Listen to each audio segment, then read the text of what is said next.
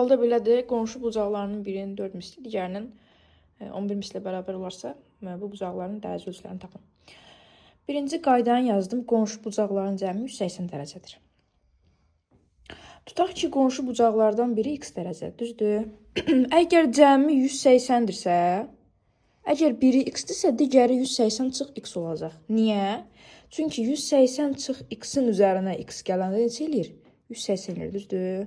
Yəni, qonşu bucaqlardan birini x götürdümsə, əgər cəmi 180 dərəcədirsə, digəri olacaq 180 çıx x. Bildin? Belə, bunları kvadrata aldım.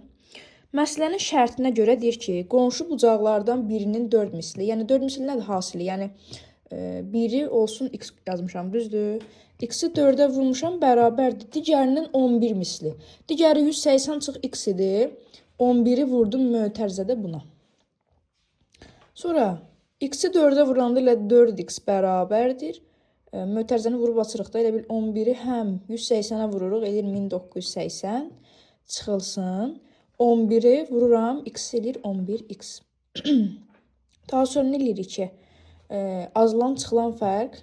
Burada çıxılan üzərinə fərqi gəlirik, yəni 15x bərabərdir. Yəni 11x-in üzərinə 4x-i gəlirik. Düzdür, burada ardıcı yazmalıydım ki, 11x plus 4x bərabərdir 1980. 1980 nədir? 11-i 180-ə vurmuşam da. 15x bərabərdir 1980. X bərabərdir 1980, 15-ə böləndə elədik 132. Deməli, biri neçədir? 132. Digəri neçə olar? Bir digəri nə idi? 180-dən 132-ni çıxırıq, düzdür? 180-dən də 132-ni çıxırıq.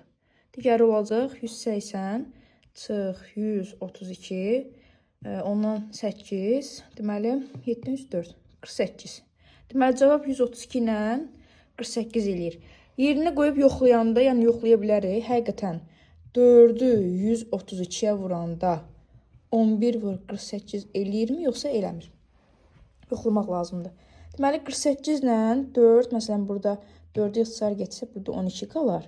11-i 12-yə vuranda da 132 eləyir, düzdür? Deməli, ədədlərimiz 132 ilə 48-dir.